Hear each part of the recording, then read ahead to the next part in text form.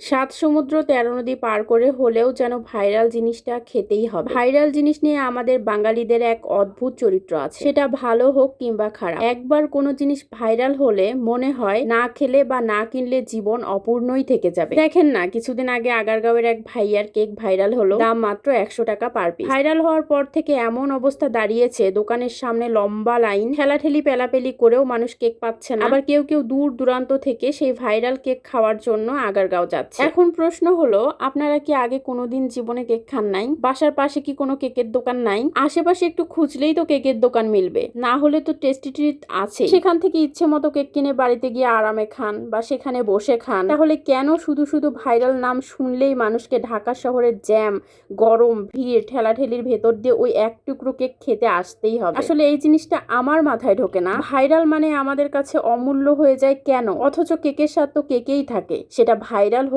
আর না হোক। কেকের স্বাদ তো আর অন্য কিছুর মতো হবে না, তাই না?